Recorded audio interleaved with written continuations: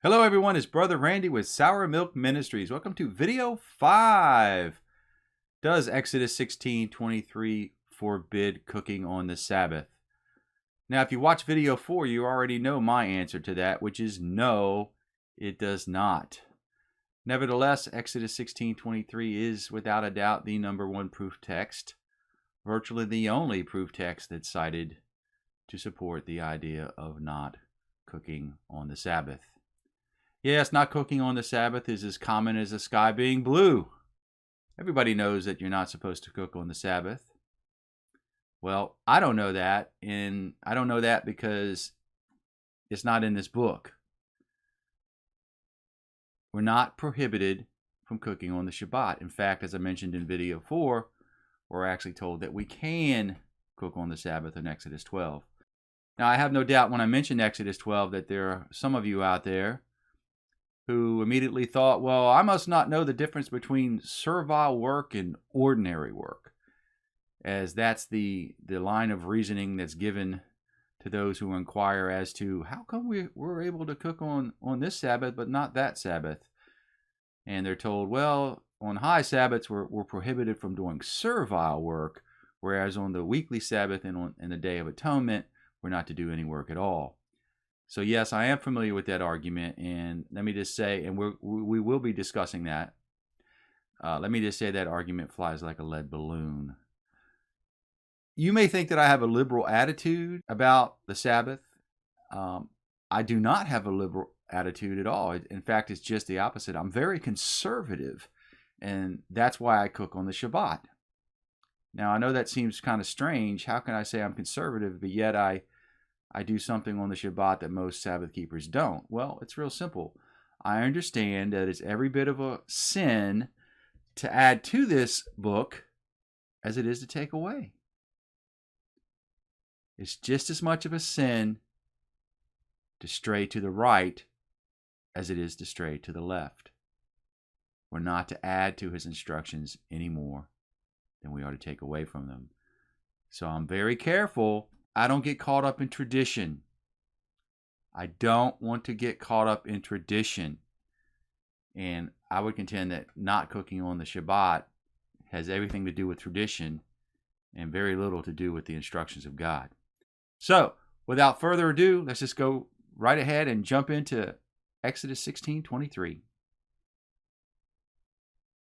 Let me just briefly set the stage here. The chapter begins with the children of Israel wandering in the wilderness towards Mount Sinai when they begin to complain that Moses has brought them into the wilderness to starve them to death. They begin to grumble and complain about being hungry. In fact, they begin to reminisce about, at least in Egypt, we set by pots of meat and ate bread to the full, and here we are starving. You brought us out here to die, Moses. The Most High God hears their complaints, and he tells Moses that he's going to rain down meat in the evening and bread in the morning, quail in the evening and manna in the morning, to demonstrate to the children of Israel that he is the Most High God. Now, as to verse 23, then he, a reference to Moses, said to them, "This is what the Lord has said, tomorrow is a Sabbath rest, a holy Sabbath to the Lord. Bake what you will bake today, and boil what you will boil, and lay up for yourselves all that remains to be kept until morning."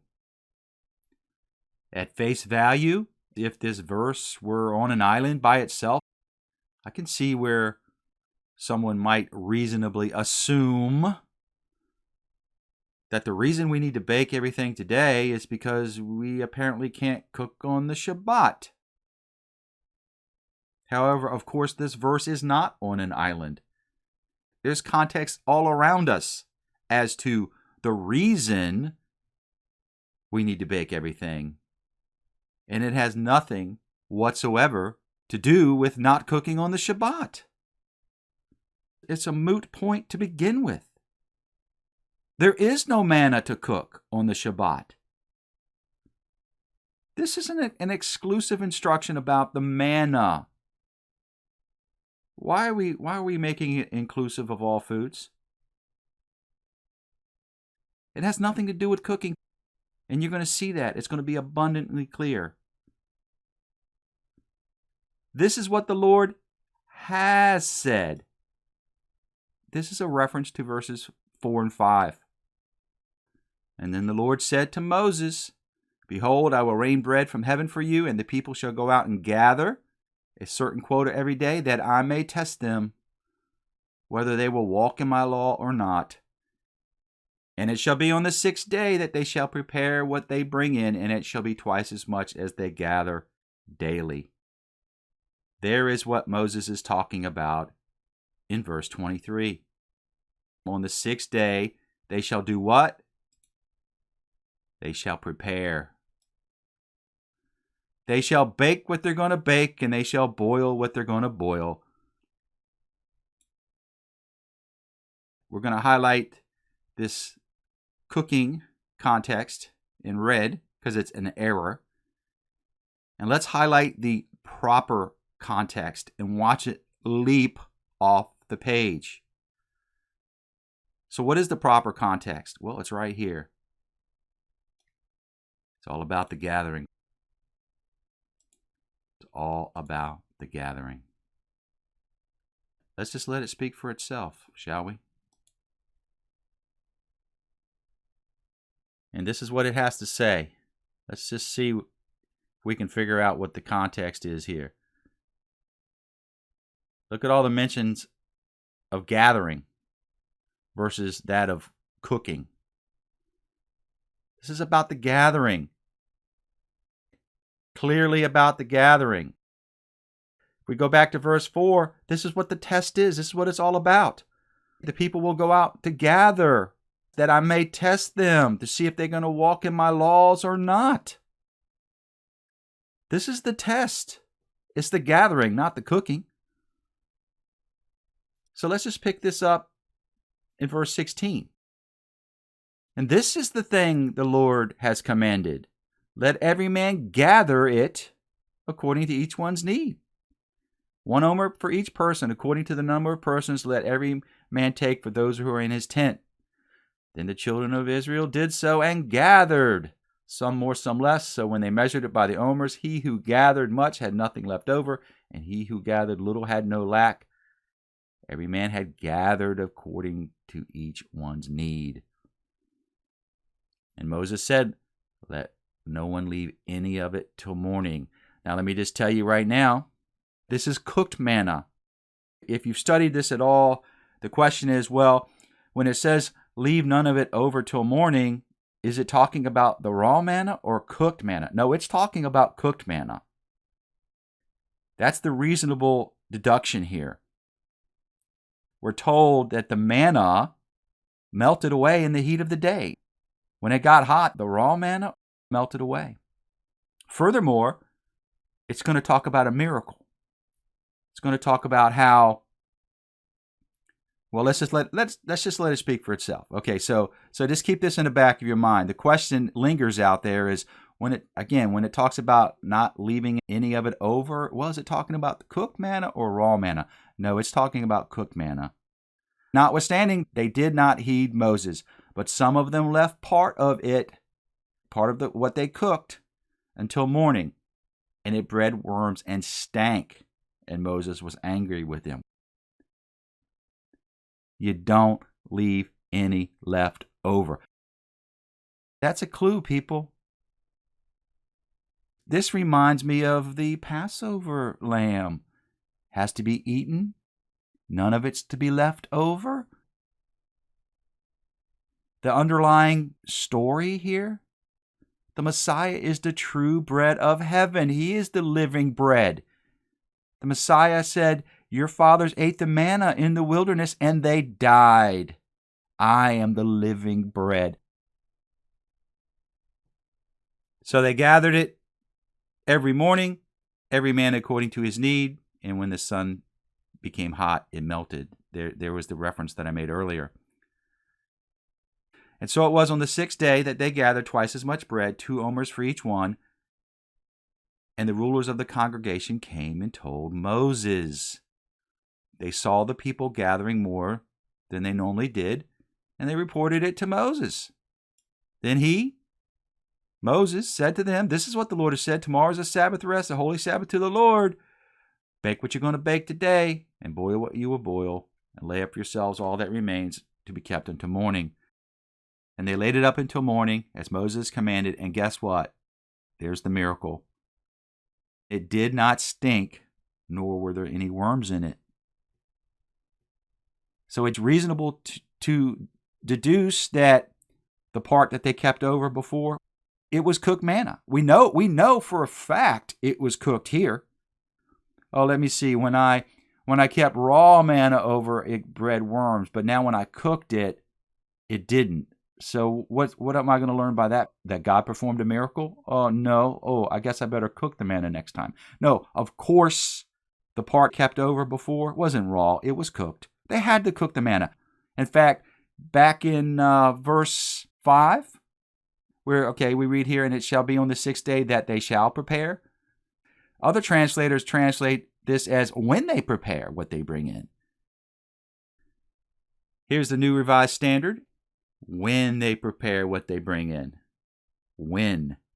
They prepared what they brought in every day. There was no holding over of raw manna.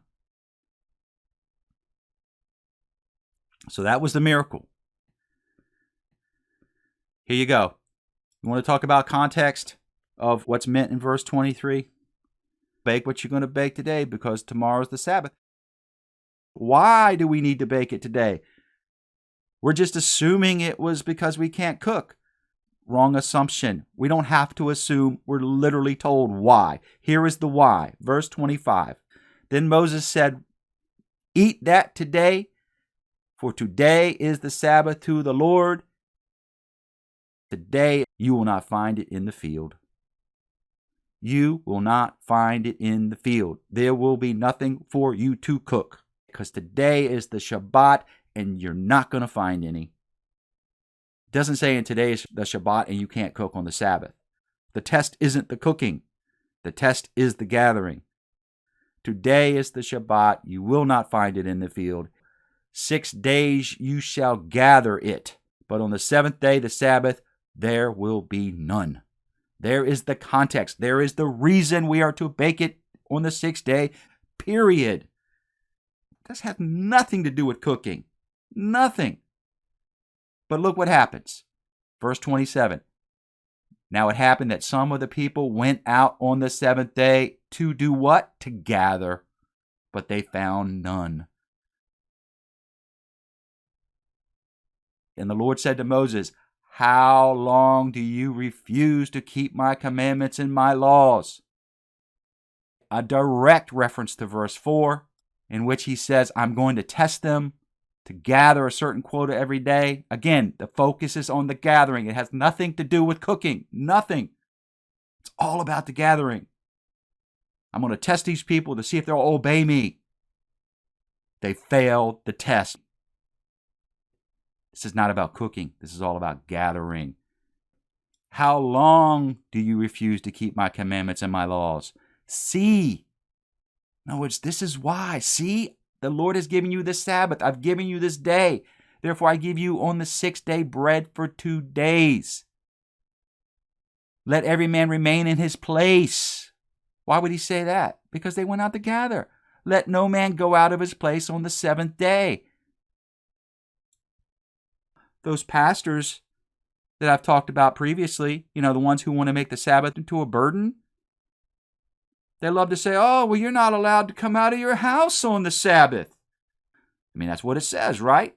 That's where they get this notion that you can't come out of your house. Yeah, in reference to gathering manna. And if we read it outside of context, we can stand up there and make silly statements like that. Oh, you can't even come out of your house on the Shabbat. Furthermore, for all my brothers and sisters, do you come out of your house on the Shabbat? I bet you do. You know why? Because you apply some context to this verse. Hopefully you do, and you recognize that the context is don't go out and look for manna. That's the context of staying in your place. So how come you can't apply context to why you need to bake what you need to bake on the 6th day? It isn't because you can't cook. Verse 30, and so the people rested on the Sabbath day. What does that mean? So the people didn't cook on the Sabbath day?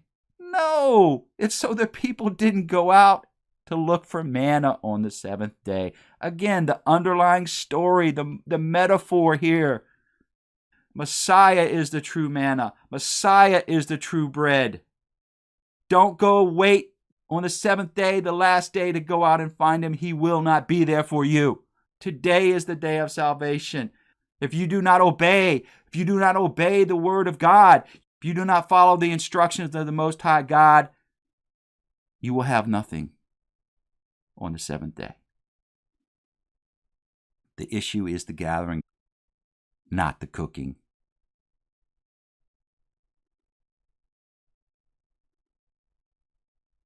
Now, with that being said, I still need to address the issue of Exodus 12:16. If you recall, I stated that in Exodus 12, we are told that we can cook on the Sabbath.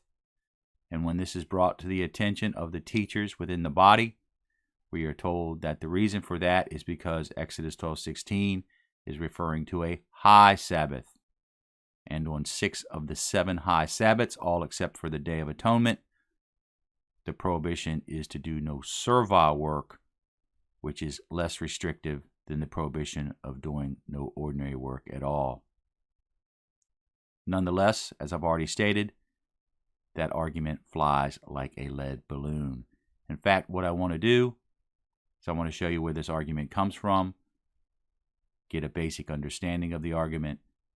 That way, when we read Exodus 12:16, most of you will easily see why that argument collapses. So, where does the servile work versus ordinary work argument come from? It comes from Leviticus 23. Now, if you're not familiar with Leviticus 23, it's a very important chapter as it lists the feast of the Lord. Notice it does not say the feast of the Jews. Even these are my feast, my festivals. These are the words of the Most High God. These are the feast of the Lord. And they begin with the weekly Sabbath. 6 days shall work be done, but the seventh day is the Sabbath of rest and holy convocation. Ye shall do no work therein. It is the Sabbath of the Lord in all your dwellings. So according to Leviticus 23, verse 3, the prohibition is to do no work, a full stop restriction on the weekly Sabbath, which we will represent in red. This is why we are told that we cannot cook on the Sabbath. We are to do no work. However, this will be in contrast to 6 of the 7 high Sabbaths or annual Sabbaths, in which the prohibition is to do no servile work. No servile work. So what does that mean? Well, to oversimplify it, it means your employment. You don't go to work on that day, but you can cook. In fact, this very festival that we're reading about here, which is the Feast of Unleavened Bread, otherwise known as Passover, this is the very same festival that's being spoken about in Exodus 12:16, in which we are told that we can cook. And again, the reason for that, according to the teachers within the body, is because the instruction is to do no servile work, which is less restrictive than the instruction to do no work at all. That's the entire premise of the argument. Rather straightforward. So let's take a quick look at the other high Shabbats. We have the Feast of Weeks, otherwise known as Pentecost, no servile work. The Feast of Trumpets, no servile work. Here is the Day of Atonement. Just like the weekly Sabbath, we see no work. We're not to do any work. And in fact, it says to do no manner of work. That's a rather broad statement. No manner of work is to be done on the Day of Atonement, and that includes cooking. Now, I suspect that most of you are thinking, well, the Day of Atonement's a fast day anyway, so it's kind of a moot point. While it's true that, dare I say, the majority of the body is taught that the Day of Atonement is a fast day, and they do indeed fast on the Day of Atonement. Not everyone believes that there is an instruction to fast on the Day of Atonement, and I am one of those people. Just like not cooking on the Shabbat, I would contend that fasting on the Day of Atonement has everything to do with tradition and very little to do with the Word of God. I do not fast on the Day of Atonement. I am not instructed to fast on the Day of Atonement. I am not getting caught up in the tradition of fasting on the Day of Atonement. I have tested this. It has failed the test. Regardless, we are told to do no manner of work on the Day of Atonement, which is considered the holiest day of the year. No manner of work, which again is in contrast to no servile work. Here are the last two high Shabbats on the Feast of Booths, otherwise known as the Feast of Tabernacles. So there is the argument. This is where it comes from. Hopefully you understand it. It's built upon the contrast between no work and no servile work. So let's take a look at Exodus 12:16. And remember, Exodus 12:16 is referring to the very same Feast of Unleavened Bread that we read about in Leviticus 23, in which we were told to do no servile work. And in the first day there shall be an holy convocation, and in the seventh day there shall be an holy convocation to you. No manner of work shall be done in them, save that which every man must eat, that only may be done of you. No manner of work shall be done. No manner of work.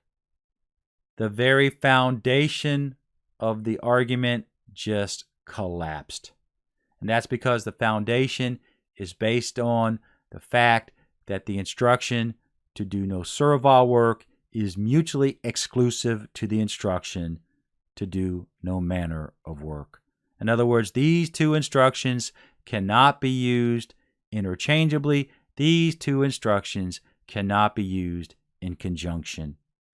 Nevertheless, this is exactly what we see here in Exodus 12:16. The very same instruction that was given for the Day of Atonement is the very same instruction that's given for the Feast of Unleavened Bread. No manner of work shall be done. No manner of work, except that we can cook. This is why I said that this argument flies like a lead balloon. This argument just fell on its face. Now, let me show you something else that's rather interesting. In Exodus 20, at the giving of the 10 Commandments, we are told, remember the Sabbath day to keep it holy. 6 days thou shalt labor and do all thy work. Something very interesting about this word labor, and that is that it is the very root word of servile, the very root word of servant. 6 days thou shalt be a servant. 6 days thou shalt serve and do all thy work. In fact, if you want to see that spelled out, we go to the Ancient Hebrew Research Center. We read, 6 days you will serve. 6 days you will be a servant, and you will do all your business. So much for this argument that these two instructions are mutually exclusive, which again was the entire foundation of the argument as to how is it that we can cook on a high Shabbat but not the weekly Shabbat. They're not mutually exclusive. They're used interchangeably. They're used in conjunction. And as we just saw concerning the Sabbath, the very root word for servile was used there. Now, one more thing before we go. If you recall, when we were discussing the manna in Exodus 16, I stated that the manna was a metaphor for the Messiah, which is obviously true. The Messiah said out of his own mouth that he was the living bread. We can clearly see the symbolism there, the metaphor of the manna. In fact, I made the connection between not holding the manna over till morning to that of the Passover lamb, which we read about right here in Exodus 12:10. And ye shall let nothing of it remain until the morning. This is referring to the Passover lamb. We're not to leave any of it left over, just like the manna. Don't leave it left over. The manna is a metaphor for the Messiah. The Passover lamb is a metaphor for the Messiah. That's obvious. There's even more symbolism here, and it's so powerful. What was the miracle in Exodus 16? What was the miracle concerning the manna? When the people tried on their own to hold the manna over, what happened to it? It bred worms and it stank. Or, to put that another way, it saw decay. But when they obeyed the voice of God and let the providence of God demonstrate the power of God, what happened with the manna? It did not see decay. It did not see decay, exactly like the Messiah's body did not see decay.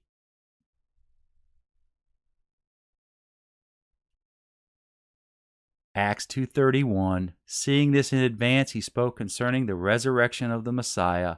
He was not left in Hades, and his flesh did not experience decay. Just like the miracle of the manna, the Most High God kept the Messiah from seeing decay. Exodus 16 is all about the Messiah. It's all about the symbolism. It's all about the metaphor. It has nothing to do with not cooking on the Shabbat. It has everything to do with obedience to the Word of God. And the Word of God does not prohibit us from cooking on the Sabbath.